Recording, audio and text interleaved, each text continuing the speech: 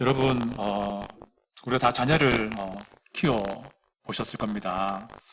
자녀가 어느 정도 자라게 되면은 이제는 떠나보내야 할 때가 있습니다. 그렇죠. 저 같은 경우에는 큰아들을 이제 대학교에 보낼 때에 그랬던 것 같고요. 근데 얘가 이제 5월 달이면 졸업을 하고요. 이제 완전히 독립하게 됩니다. 그리고 저희 둘째 아들을 고등학교에 보낼 때 그런 마음이 있었습니다.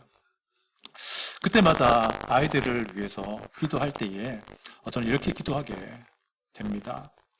우리 아이들에게 신앙의 친구를 보내주세요. 우리 아이들에게 기도의 친구를 보내주세요. 복음의 가치를 아는 친구를 보내주세요. 십자가의 복음이 아주 뚜렷하고 선명한 교회를 만나게 해주세요. 아마 여러분도 이렇게 기도하셨고 하시리라 생각합니다. 그런데 사실 우리의 자녀들뿐 아니라 모든 그리스도인에게 사실은 같은 믿음의, 같은 신앙의 친구가 있다면, 같은 믿음의 동지가 있다면 그보다 더 좋은 것은 없을 겁니다.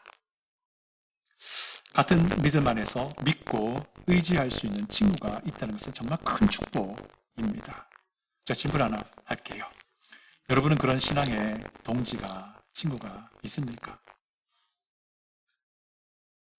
언제라도 신뢰할 수 있는 신앙의 친구 있습니까? 바라기는요, 여러분이 속한 이 생수교회에서 신앙의 동지를 찾고 사귈 수 있기를 바랍니다. 바라옵기는요, 여러분이 속한 이 생수교회에서 여러분이 기꺼이 그런 믿을 수 있는 신앙의 친구가 되어주기를 바라요. 한편 목사도 마찬가지입니다. 목사에게도요, 목사가 신뢰할 수 있는 신앙의 동지가 교회에 있다면 정말 큰 위로와 힘이 됩니다. 목사가 생각하고 있는 어떤 사역, 그리고 목회 철학 방향, 굳이 부연 설명하지 않아도 이미 알고 있는 그런 신앙의 동지. 그래서 어떤 사역이라도 목사가 믿고 맡길 수 있는 그런 믿음의 친구가 있다면 정말 그보다 더 좋을 수 없지요. 오늘 본문 보니까요, 바울 사도에게 이런 신앙의 친구가, 동지가 있었습니다. 그가 바로 디도입니다. 4절을 보시면요, 이런 말씀이 있습니다. 같은 믿음을 따라 나의 참 아들 된 디도에게 편지하노니. 같은 믿음을 따라 나의 참 자녀, 아들 된 디도라고 말합니다. 이 말이 무슨 말이겠습니까? 바울에게 디도는 믿음의 친구요, 동지요, 믿음의 아주 생명을 목숨을 같이 건 사람이다 라는 하는 것입니다. 심지어 바울은 디도를 자기 자녀라고까지, 아들이라고까지 부르고 있습니다. 여러분, 유대인의 사고 체계에서는요, 아들이라고 부른다는 것은 어떤 의미를 가지고 있냐면, 저 사람은 내가 아들이라고 부르는 저 사람은 나와 동일한 존재야 라는 의미입니다. 비록 디도는 헬라인이에요. 헬라인이긴 하지만 유대인인 바울이 이렇게 말하고 있다는 것은요, 바울이 헬라인 디도를 자기와 동일시하고 있다는 그런 의미입니다. 그래서 이게 무슨 말인 거니? 바울이 디도를 볼 때마다 디도는 무엇이든지 믿고 맡길 수 있는 그런 믿음의 동지라고 생각을 하고 있었다라는 겁니다. 여러분, 실제로요, 바울과 함께 동역한 사람들이 많이 있는데 거칠고 힘든 사역은 죄다 디도에게 다 몰빵해 줍니다. 우선 오늘 본문의 배경이 되는 그레데 섬 사역도 마찬가지입니다. 디도는 그레데 섬에 홀로 남아서 이 그레데 섬의 여러 도시들의 교회를 개척하고요, 그런 사역을 맡게 됩니다. 여러분, 그레데 섬에서 사역이 얼마나 힘든지 바울 사도는 잘 알고 있었습니다. 그래서 심지어 바울 사도는요, 이 그레데 섬 사람들의 그 기질이나 특징을 언급을 해요. 12절을 보시면요, 성경 같은 페이지에 있을 거니까요, 성경 펴셨어요. 1장 12절 보시면요, 이런 말을 바울이 인용합니다. 그레데인들은 항상 거짓말쟁이며 항상 악한 짐승이며 배만 위하는 게으름뱅이라. 이런 말을 인용을 합니다, 바울이요. 그러면서 아주 격하게 공감해요. 13절 보니까요. 이 증언이 참되도다. 이렇게 말을 하기까지 합니다. 여러분, 그레데 섬은요, 현재 그리스란 나라 아시죠? 그리스의 영토인데요. 영어로는 크레테라고 표기를 합니다. 사도행전 2장을 보면요. 최초의 성령 침례 사건이 나옵니다. 여러분 기억하시죠? 오순절 날 벌어진 사건입니다. 그때 베드로 사도의 복음 설교 말씀을 듣고 구원받은 사람들 중에는 그레데에서 온 사람들도 있었어요. 이 사람들이 구원받고 자기 고향 그레데로 돌아가서 자생적으로 그 그레데 섬에 그리스도인 모임이 시작이 됩니다. 한참 후에 바울이 3차 전도여행 막바지에 예루살렘에서 잡히게 되죠. 그리고는 배를 타고 로마로 압송이 되는데 바울이 탄 배가 폭풍 때문에 잠시 그레데 섬에 정박합니다. 그때 바울은 이 그레데 섬에서 폭풍 시즌인 겨울을 좀 놨다가 그 다음에 로마로 가기를 제안을 하는데 로마로 압송하는 인솔자가 그것을 받아들이지 않습니다. 그래서 막 급하게 폭풍 가운데 떠났다가 결국 풍랑을 맞아서 배가 파손되기도 하죠. 아마도 바울은 겨울 동안 이 그레데 섬의 그리스도인들과 그들의 형편을 확인하고 싶어 했던 것 같습니다. 혹 앞으로 기회가 주어진다면 이 그레데 섬에서도 분명히 복음 사역을 하리라라는 생각으로 해요. 그 뒤에 바울이 이제 1차 투옥이 됩니다. 로마에서 3년간 가택연금 재판을 받죠. 재판에서 풀려나고 나서 아니나 다를까 바울은 그레데 섬으로 가서 복음 사역을 합니다. 그것이 이제 오늘 지도서의 배경이 되는데요. 그런데 사역을 하다가 바울이 소아시아 지역도 돌봐야 됐기 때문에 본인은 떠납니다. 그리고 여기 홀로 디도를 남겨놓습니다. 그리고 바울이 미처 마무리하지 못한 남은 사역을 감당하게 합니다. 그 남은 사역이라 함이 뭐냐면요. 그레데의 여러 도시들의 교회를 개척하는 거예요. 이미 자생하여 있던 그리스도인들과 함께 교회를 개척하고 또 각 교회의 지체들이 또 자기네 목사를 세우는 그 일을 돕는 사역을 감당하게 되는 것이 오늘 본문의 배경입니다. 여러분 그때 있잖아요. 그때 바울과 동행했던 사역자들 중에는요. 우리가 잘 아는 디모데도 있었어요. 그런데 바울은 그레데 섬 사역을 디모데가 아니라 디도에게 맡깁니다. 여러분 분명히 디모데도 훌륭한 사역자인데 바울은 그레데 섬은 디모데보다는 디도가 더 적합하다고 생각을 했습니다. 왜냐하면 거칠고 험한 사역 환경에는 디도가 더 낫다라고 바울이 판단을 한 겁니다.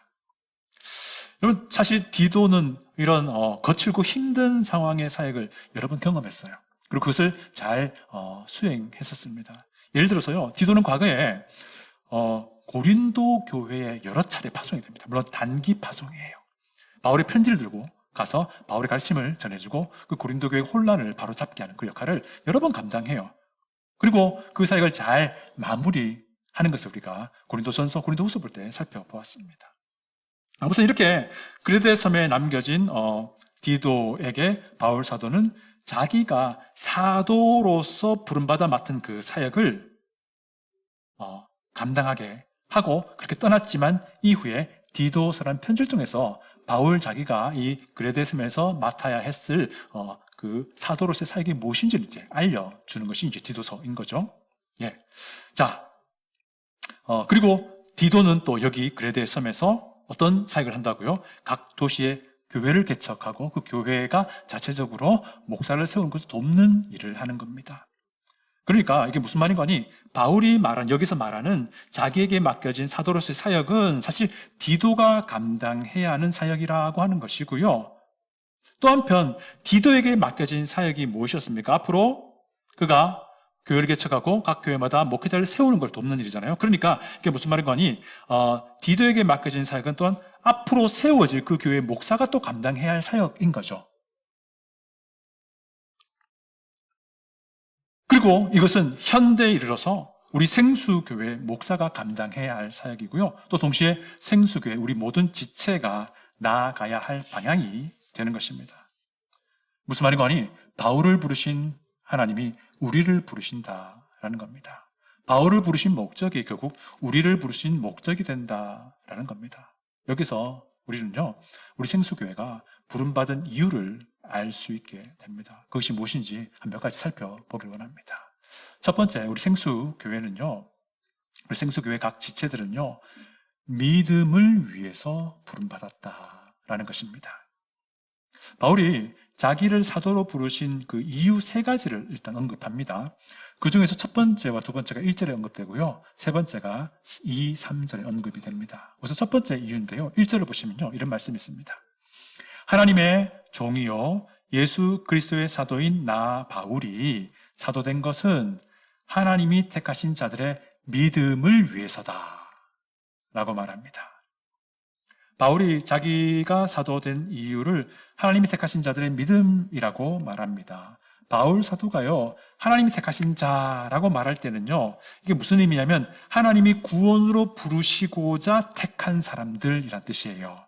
근데 이 안에는 두 부류가 있습니다. 우선 첫 번째 부류는요, 이미 구원받은 하나님이 택하신 자 부류가 있고요. 이 경우에는 믿음을 위해서라 하면 그들 안에 있는 시작된 그 믿음이 더 견고하게 세워지는 것을 말하겠죠. 이것은 바울을 사도로 부르신 두 번째 이유와 연결되니까 그때 또 한번 설명합니다. 두 번째 부류는요, 구원받아야 할 하나님이 택하신 자들입니다. 이들은 통상적으로요, 아직 복음을 듣지 못한 사람이라고도 할 수 있고요, 복음을 들었지만 아직 믿지 않고 있는 사람을 말합니다. 이 경우에는 이들이 믿음을 얻도록 돕는 사역이 될 것입니다. 이들 심령 안에 믿음이 시작되도록 돕는 것입니다. 그래서 교회는요, 설교든지 성경 공부든지 무슨 활동이든지 간에 항상 예수 그리스도의 복음을 말할 수밖에 없습니다. 그래서 목사는요, 예수 그리스도를 믿는 믿음이 무엇인지 반복해서 말할 수밖에 없는 겁니다. 왜냐하면요, 예수님을 믿는 믿음이 우리 신앙의 시작이에요. 왜냐하면 예수님을 믿는 믿음이 우리 교회라고 하는 것의 근간이에요. 기초예요, 기초. 예수님을 믿는 믿음만이 죄인들이 창조주 하나님께 나아갈 수 있는 유일한 길이기 때문에 그렇습니다. 예수를 믿는 믿음으로만 우리는 참된 예배를 드릴 수 있기 때문입니다. 여기에는요, 타협이란 것이 있을 수 없는 겁니다. 그래서 저는 여러분들에게 부지런히 이런 질문을 계속 하려고 합니다. 예수 그리스도가 여러분의 구주이십니까? 분명합니까? 확실합니까? 예수 그리스도가 여러분 인생의 주이십니까? 누군가가 여러분에게 어떻게 구원 얻습니까? 라고 물어본다면 무엇이라고 대답을 하겠습니까? 누군가가 여러분들에게 어떻게 내 죄를 용서받을 수 있습니까? 라고 물어본다면 뭐라고 대답을 하시겠느냐 하는 겁니다. 아무리 우리가요, 나는 하나님을 믿습니다. 나는 하나님을 참 두려워합니다. 아무리 내가 신앙생활을 열심히 한다고 말해도요, 아무리 기도 많이 한다고 하더라도요, 아무리 많은 헌금한다 하더라도요, 아무리 과거에 무언가를 열심히 섬겼다 하더라도요, 그런 것들이 여러분들의 믿음을 완전히 증명하지 않는다는 것을 아셔야 돼요. 여러분은요, 진심으로 예수 그리스도를 구주로 믿고 여러분의 입술로 예수 그리스도의 주 되심을 확신 가운데 여러분 지체들 앞에서 증언할 수 있어야 돼요. 여기서 끝나면 안 됩니다. 그리고 그 신앙 고백에 따라 살아내야 돼요. 저는 이 일을 위해서 이곳 생수교회의 목사로 부름받은 겁니다. 그리고 여러분들은 이 일을 위해서 생수교회의 지체로 부름받은 거예요. 두 번째, 생수교회와 우리 각 지체는요, 진리의 지식을 위해서 부름받았습니다. 바울이 자기를 사도로 부른 두 번째 이유를 언급하는데요, 진리의 지식을 위해서라고 말합니다.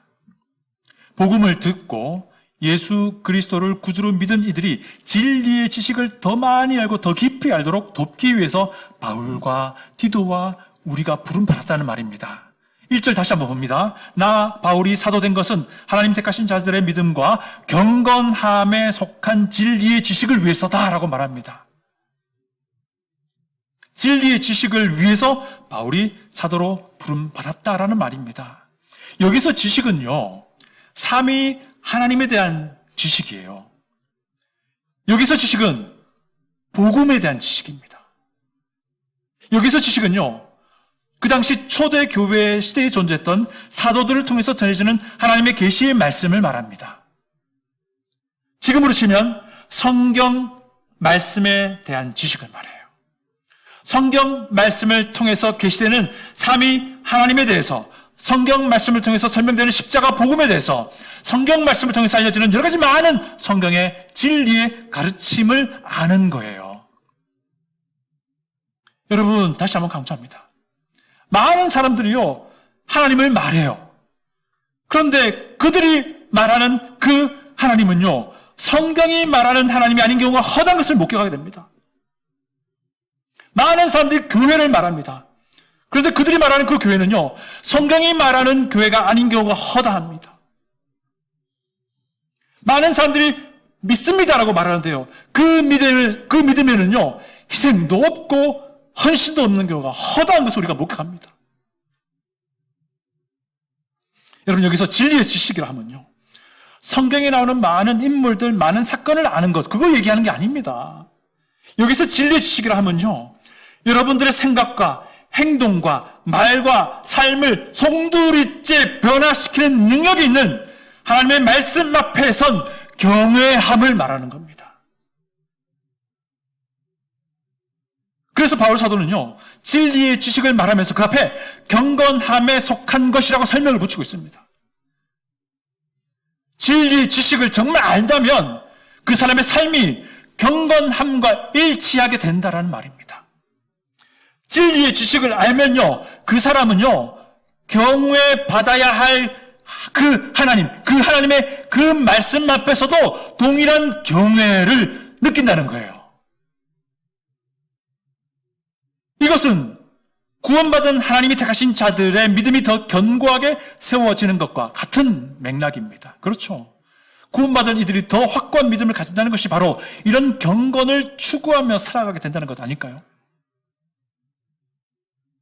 여러분 정말 경건함을 원하십니까? 그렇다면요, 여러분 손에 들고 있는 이 성경 기록 말씀 앞으로 나아가셔야 됩니다. 성경 읽는 것 즐거워하셔야 돼요. 성경 묵상하는 것도 즐거워하셔야 되고요. 성경 배우는 것도 즐거워하셔야 돼요. 성경 듣는 것 즐거워하셔야 되고요. 무엇보다도 건전한 해석을 통해서 성경을 바르게 이해하는 것을 즐겨하셔야 돼요. 만약에 여러분들이 이것을 좋아한다면요, 여러분의 인생은 지금과 또 달라지게 될 겁니다. 여러분, 단순한 성경 지식이 아니고요, 성경을 통해서 삼위 하나님을 제대로 알게 되면요, 순간순간마다 하나님의 그 경이로움을 마주 대하면서 살게 되는 겁니다. 삼위 하나님의 그 경이로움을 마주 대하며 산다면 우리가 어찌 제 멋대로, 우리가 어찌 내 기분대로, 우리가 어찌 내 느낌대로 살 수 있습니까? 그럴 수가 없습니다.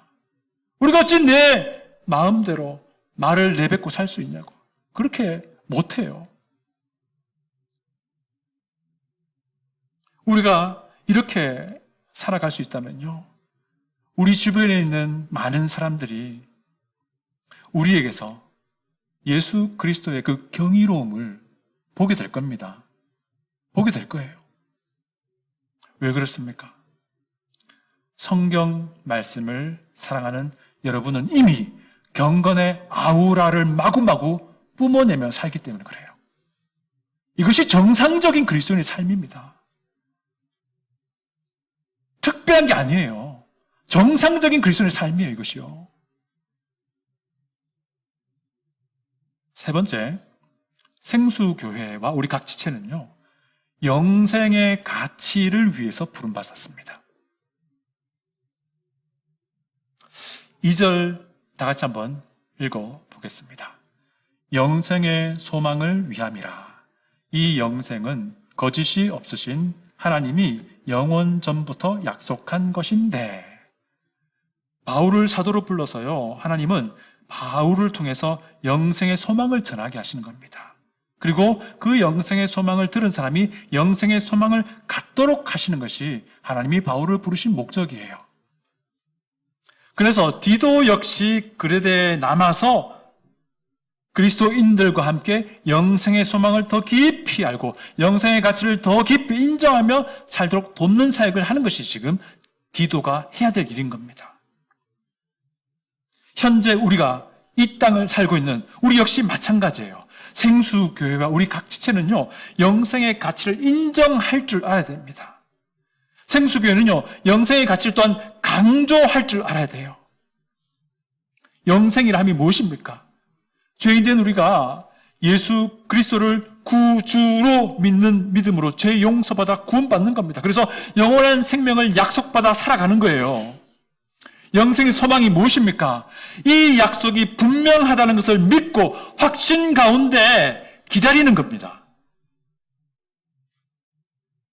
바울은 이런 말합니다. 이 영생은 거짓 없으신 하나님이 영원 전부터 약속하셨다라고 분명하고 확실하다는 것을 강조하는 거예요.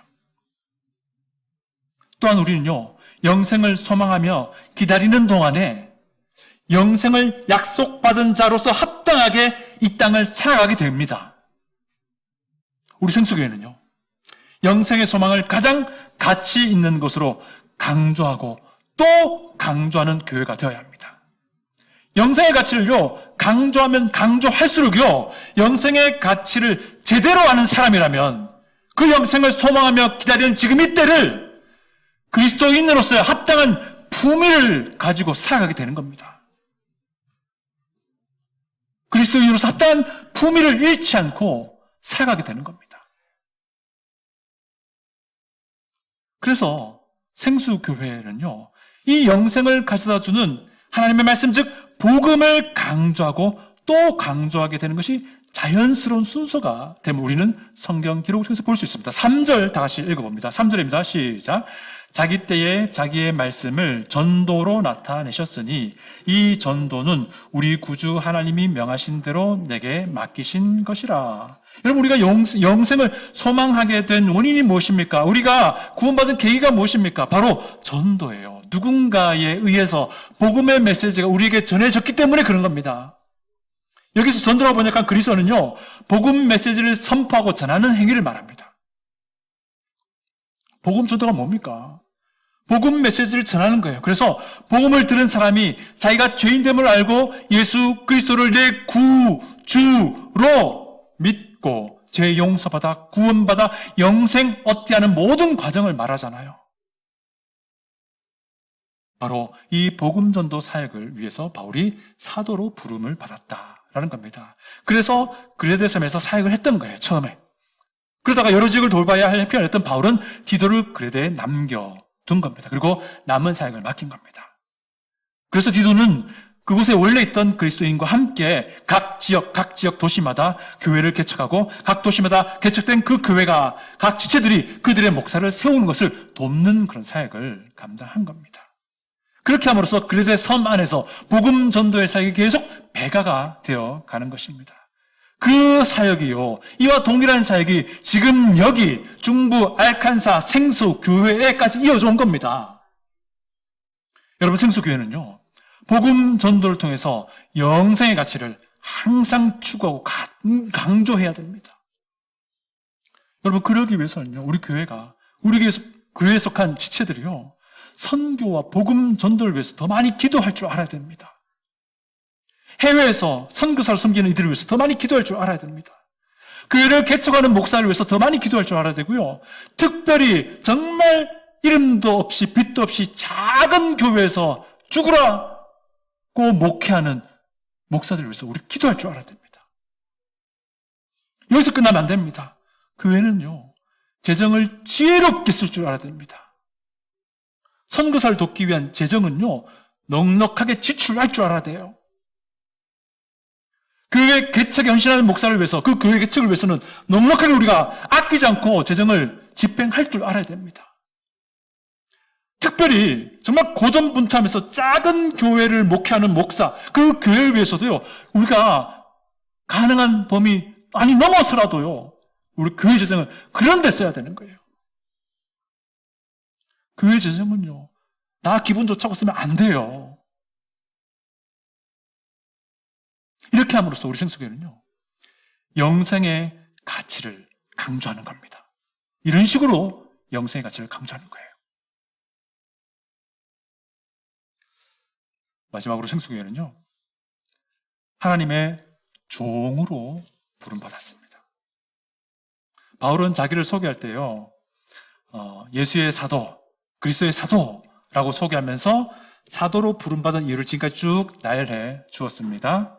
그런데요, 바울이 자기를 사도라고 소개하기에 앞서서 자기를 무엇이라고 소개합니까? 하나님의 종이라고 소개합니다. 하나님의 종이라고 소개합니다. 그리스어의 어순을 따라서 이렇게 말하자면 바울, 하나님의 종, 예수 그리스도의 사도 이렇게 시작이 돼요. 이게 뭐냐면 바울은 하나님의 종이라고 하는 것을 매우 강조하고 있는 어순입니다. 바울은요, 사실 영광스러운 사도로 부름받았고요, 사도로서도 굉장히 위대한 사역을 감당한 정말 최고의 사역자였습니다. 그러나 바울에게는 스스로를 하나님의 노예라고 여기는 자기 인식이 있었던 겁니다. 대단한 사람인데 겸손하기까지, 다 가지고 있는데 겸손하기까지, 이거 우리가 사기 캐릭터라고 얘기하잖아요. 바울이 그런 사람이었던 거예요. 여러분 혹시 이런 생각합니까? 나는 정말 대단할 것 없는 사람인데 라고 생각합니까? 아닙니다. 여러분이 영생의 소망을 가지고 있다면요, 여러분 정말 대단한 사람인 거예요. 정말 대단한 사람인 거예요. 그런데 겸손하기까지 해보세요. 어떻겠습니까? 하나님이 기뻐하시면 당연하고요, 이 좁아터진 중부 알칸사 이 한인 사회에 소문 대번에 날 거예요. 저 사람 바뀌었다고. 저 사람 바뀌었다고. 그런 사람들이 모여있는 생수교회는 또 어떻겠습니까? 저 교회 가봐야겠다 라고 소문이 금방 돌아요. 중부 알칸사 한인 사회 얼마나 좁습니까? 한 달에 건너면 다 알고, 아니 바로도 다 알아요. 여러분, 당시 로마 사회에서는요, 모든 경우가 다 강제로 종이 되고 그러지 않았습니다. 자기 스스로 자원해서 노예로 자기를 파는 경우도 흔했다고 해요. 우리가 생각하는 노예 그러면 막 미국 과거의 노예만 떠오르잖아요. 그렇지 않았어요. 자유로운 자인데 자기 의지로 노예가 되는 경우가 흔하게 있었다고 해요. 요 생각을 가지고 제가 곰곰이 생각해 보니까요, 우리 그리스도인을 이렇게 정의할 수도 있겠다 싶습니다. 죄의 노예였는데 예수 안에서 자유를 얻은 뒤에 그 자유를 사용해서 기꺼이 예수의 종, 하나님의 노예가 된 사람. 그렇지 않습니까? 이것이 그리스도인입니다. 죄의 노예였는데 그리스도 안에서 자유를 얻어서 그 자유를 사용해서 그리스도의 하나님의 종이 된 사람. 이것이 그리스도인입니다. 이것이 겸손이에요. 이런 사람은요, 하나님 앞에서도 당연히 겸손하고요, 이런 사람은요, 하나님 앞에서뿐만 아니라 여러 다른 사람들 앞에서도 당연히 겸손하게 살아갈 겁니다. 그렇지 않나요? 여러분, 우리는요, 믿음을 위해서 부름받았습니다. 여러분, 우리는 진리의 지식을 위해서 부름받았습니다. 여러분, 우리는 영생의 가치를 위해서 부름받았고요. 우리는 하나님의 노예로 부름받았습니다. 꼭 기억하시길 바랍니다. 다 같이 기도합니다.